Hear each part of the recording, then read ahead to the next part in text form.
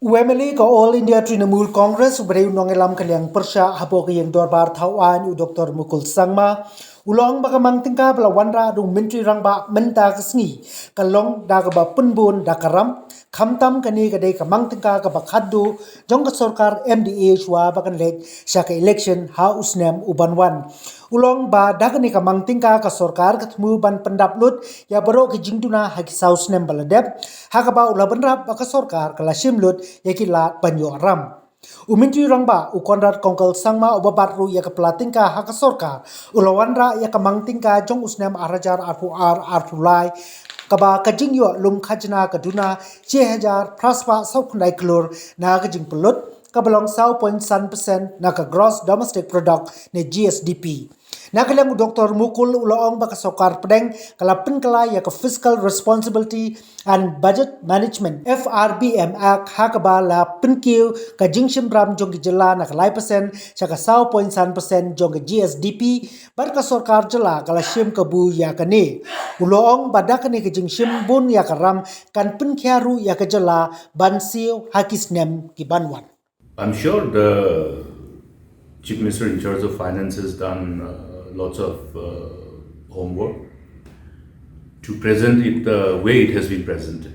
Okay, and in fact, we must remember that this is the last budget of this present current government.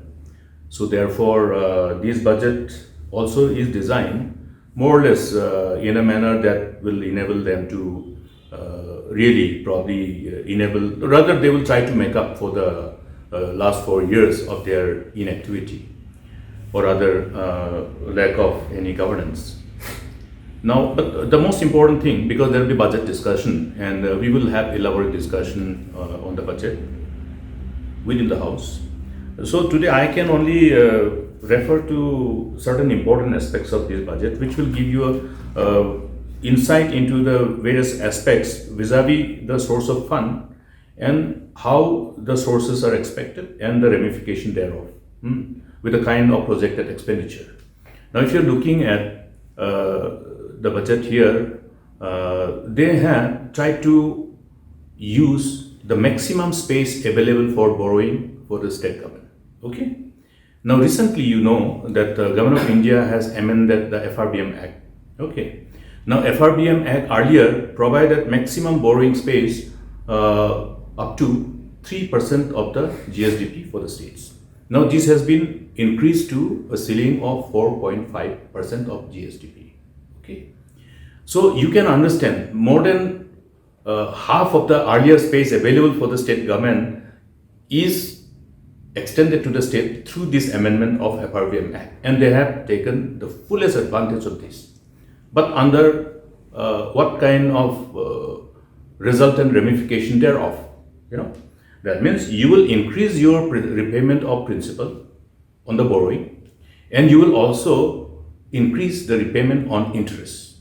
Today, as we speak, you look at the figure here, based on the budget that has been presented, a fiscal deficit of 1,849 crore, which is around 4.5% of GSDP. You have to look at this figure. How many percent of GSDP is the fiscal deficit? That means they have gone to the maximum that was allowed by the FRBM Act. Now, therefore, you will end up leaving behind a burden of repayment for the state. Now, that is one part. Then another part is that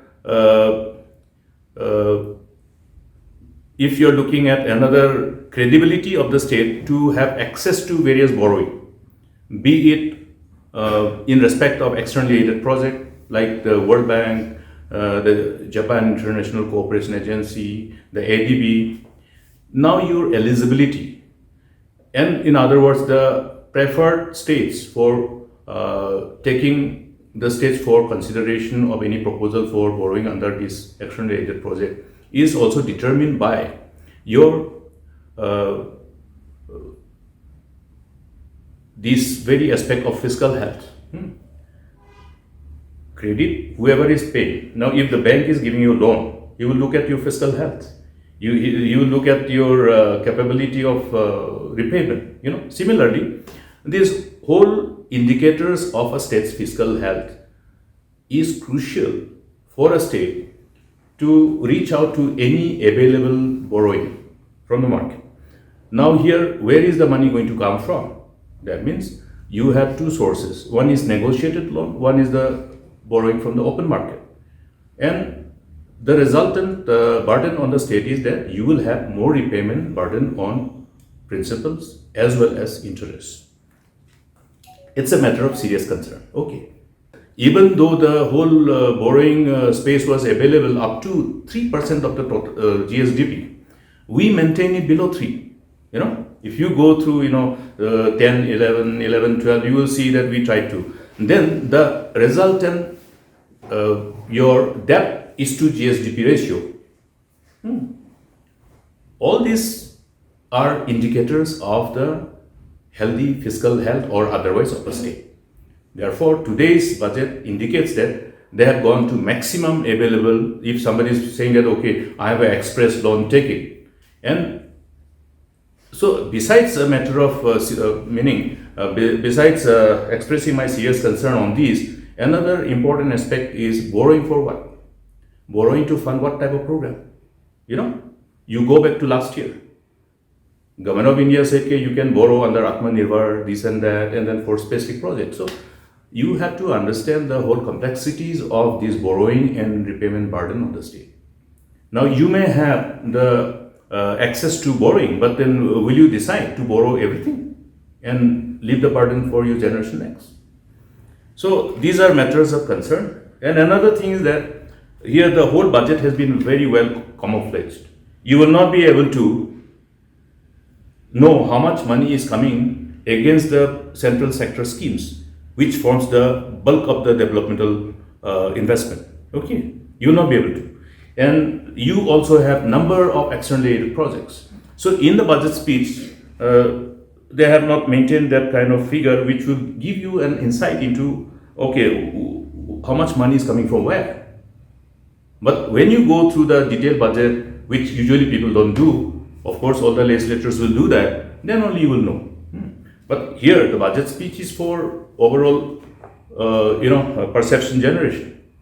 Therefore here there should be an indication of all the sources of receipt as well as whether it is central sector or the state sector, if it is an externally aided project, how much is externally aided project, various programs which are reflected in the initiatives of the government, under which program it is being funded, because many of them are externally aided projects. Okay, so the most important thing is that there is a complete attempt to camouflage the presentation of the budget so that you don't know where the money is coming from.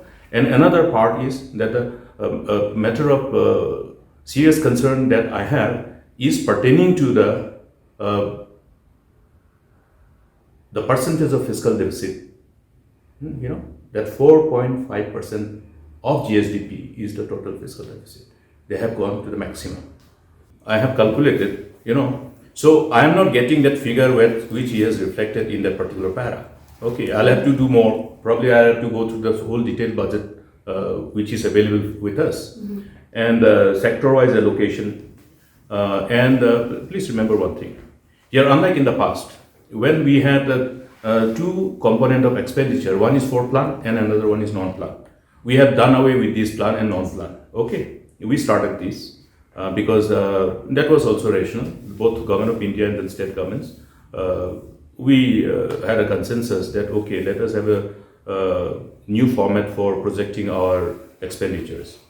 At the end of the day, whatever is spent goes from government exchequer. So the rationality to classify them as plan, non-plan sometimes give you lots of hurdles in optimally using the resources, and at the same time also the flexibility which is available with the government for investment for developmental programs. In the last preceding 4 years, they had talked about programs. If you see any palpable change anywhere, if there is a reason for people to feel that, okay, good things have happened in preceding 4 years, then it's something else. But I don't find it. I don't hear it. If they say and they claim that's a different thing. But then you have to be analytical.